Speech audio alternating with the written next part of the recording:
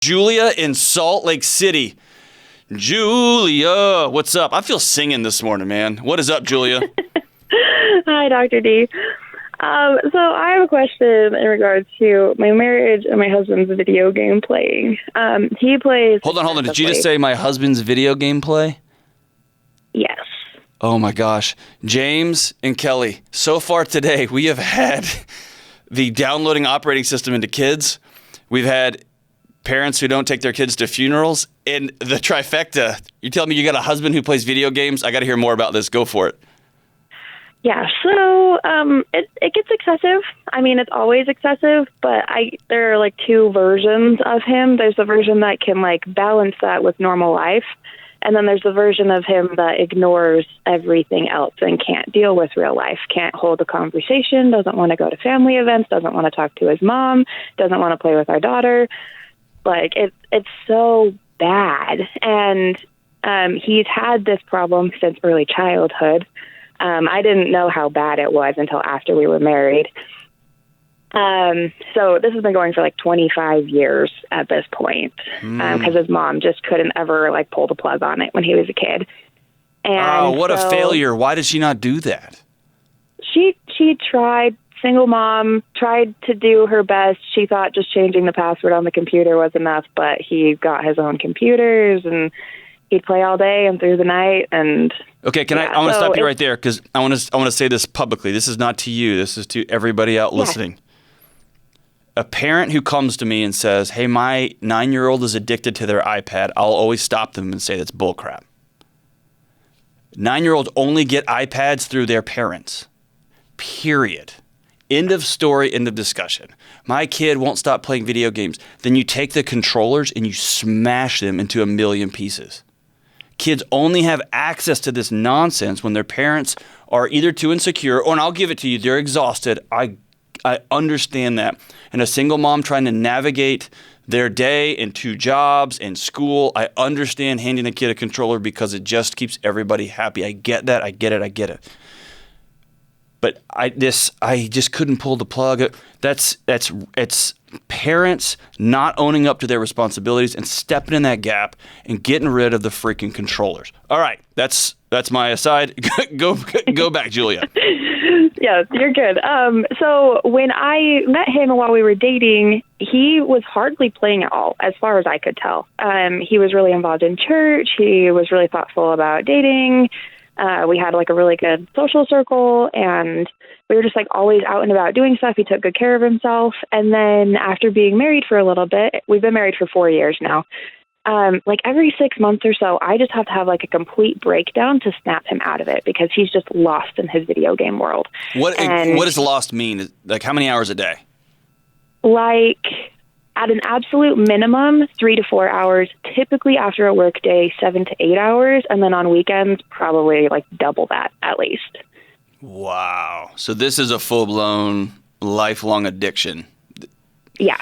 He gets home from work and I'm like, hey, I need you to take care of the baby. And he's like, okay, give me a minute. And he goes and logs in on his computer. And I'm like, wow. So are these the multi online player games? Does he have a whole community that he's going to, like trolls and frogs and Navy snipers that he's running around with? Yeah, it's really strange. Sometimes he's like, oh yeah, it's all about the community. It's because, like I need like my boys. He doesn't know any of these people in person, and he never will. Right. Because they're not real. But then other times, yeah. But or they're middle schoolers in Russia, right? Clicking. God almighty. Yeah, other times, though, he's just mindlessly clicking, and it's the same game he's played since he was a kid. And I actually, banned it for a while. I was like, I'm done. This has to go away. And he humored me for, 3 or 4 months, and then one day he was like, yeah, so I downloaded it on my phone, and I've been playing during my lunch breaks, and so I don't think it's that much of a problem, and he put it back on his computer again, and so continues to play it now. What is your sex life like? What is your intimate life like? It's kind of gone away. Some of that has to do with our baby being born this year and just sleep deprivation and C-section recovery and PTSD and a number of things. So back me up right before the baby was born, still 4 to 6 hours. I'm just looking at the math on the hours here, right? I mean, there's not a lot of time to squeeze in connection time. No, there's not. And I told him that too. He's like, like every once in a while he'll say, oh, like, you know, like our intimate life has disappeared. I'm like, yeah, because like I'm not a microwave. You can't just push a button and I'm ready to go. Like, you have to actually pay attention to me. We have to do date night. We have to cuddle sometimes without the expectation that that's going to happen. It takes effort on your part. And so sometimes he puts in that effort and other times he's like, it's too much. I'm just going to play my games because that's easy. Wow. So we'll talk about the video game thing here in a minute. I don't want you to blow by the sense of rejection and the sense of, I wish I had a better word for it. I'm kind of at a loss right now. The infidelity that he's choosing video games. He's choosing rolling around with middle school kids with his controllers as opposed to being with his wife. And I don't want you to miss that. And I know that's easy to focus on the video game part, but that's got to suck, right? That hurts. Yeah. That hurts. Definitely. So I don't want to minimize this. There are guys who come home and numb out, who don't have the tools, and women do it too, right? There's men and women who don't have the tools to be in relationships. They don't have the tools. You said you got a young kid, right? They don't have the tools for dealing with the stress and the overwhelming feelings of shame and what do I do when a newborn comes home. They don't know how to deal with rejection at work. That happens, right? And there's folks who spend 1 or 2 or 3 hours a night, 4 to 6 hours a night, 8 to 9 hours a night, has so many derivative bad effects, from lack of sleep to lack of human contact to literally living in a fantasy. That's every bit, as far as I'm concerned, as dangerous as an alcohol addict, as someone who's cheating on their wife, because they are choosing other behaviors or choosing other fake relationships to numb out and not have to deal with the person in front of them. And so now that you've got a daughter here, I want you to be very serious about thinking through protecting your daughter and his daughter from this level of disconnection, because she will quickly understand that she is in second place to a computer, that she is in second place to a distant father. More insidiously, it'll be a distant person who's in the same house, right? And a kid can not regulate well, but they understand the physical presence. Dad isn't here, right? Dad left us. Dad moved out. Mom moved away. She's got a new husband. But when they're in the same room and they're distant from you, kids will backfill that with this is my fault, this gap is my fault, and they will try all sorts of connecting, numbing behaviors to try to bridge that gap. And this is a serious thing. Again, just in my own house, just for what it's worth, there are no video game consoles. My kid wouldn't know how to turn a video game on. Now, I'm crazy about it, right? So I know there's going to be a million people. You think the CrossFit community came after me. Man, the video game folks, I get it, right? But I want my kid to experience outside. I want my kid to experience playing baseball with dad, just throwing it back and forth. I had to learn, I'm still having to learn how to play dolls with my daughter, how to just be bored and be connected with my kids. And what they think is interesting, we're going to think is interesting. Or if I'm out doing yard work, my kids are coming with me. If I'm going hunting or fishing, my kids are going with me. And that's a part of the responsibility of having kids. Now, I don't want to say all video games are evil or whatever. That's just the stance I've taken, mainly because I can't control myself. I don't mind saying this again on this podcast. A few years ago, before I knew they were a bunch of cheaters, I was a near religious Astros fan. And one of the things I gave myself for a gift was the MLB ticket. And so I got all the Astros games just piped into my house. And I found myself getting home from work, and I would just go lay on the couch. I was exhausted. I was on call 24/7, 365. I was just working, and I'd just go lay down. And my son came in one day, and he asked me a question that was a dagger to my soul. And I really haven't picked up professional sports or college sports since. Because I'd get home, and I'd say, hey, son, why don't you come lay down and watch the game with me? We love the Astros together. And he'd say, well, let's just go play catch. And I'd be like, let's watch these guys. They're professionals. And that was my way of numbing out. I was exhausted. I didn't want to go chase a ball. He was like 6 or 7, and he threw the ball all crazy all over the place. And then one day he came in and asked me this question. Hey, Daddy?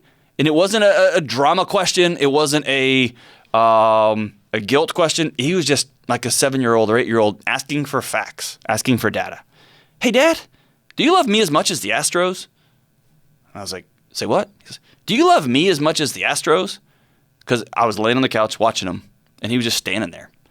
And I looked at him and said, son, I love you more than I will ever, ever love the Astros. And I got up and turned off the game, and I really haven't gone back. I really haven't gone back because my son is more important, my wife is more important, my daughter is more important, my community is more important than living in a fantasy world, than living in a fake world of elves and trolls and shooter games and all of the things while the world is spinning and passing us by. So for you, Julia, you've got to intervene. You've got to intervene in a significant way.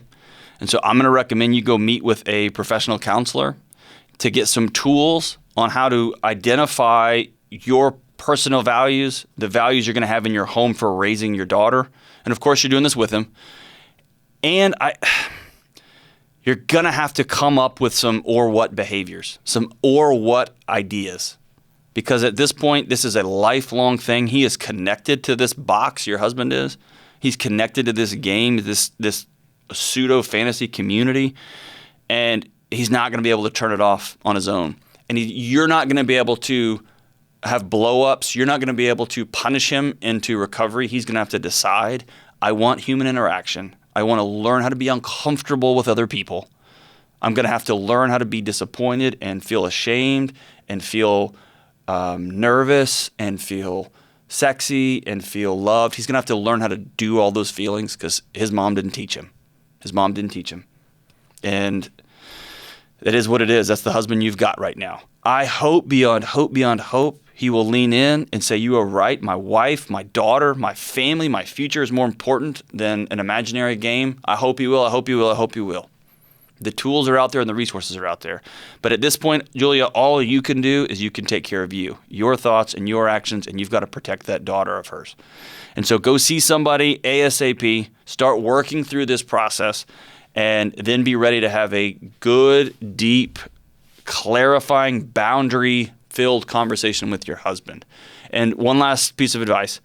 Don't have that conversation one night at midnight when you're just frustrated and you're angry. Set it up, put it on the calendar, make it a destination. Y'all go to breakfast, have somebody come, take your daughter for vacation, and y'all go have this conversation in a controlled, quiet setting and just say enough is enough. I'm not going to share my life and my daughter with a video game. Period. I hope he turns around, and I hope he realizes how important you and your daughter are. Call me back in a few weeks after you have this conversation. After you've had time to meet with a professional, I want to hear how this is going. And if he wants to call me, I'd love to talk to him too. Have him give me a call or shoot me an email at askjohn@ramseysolutions.com. That'd be fantastic.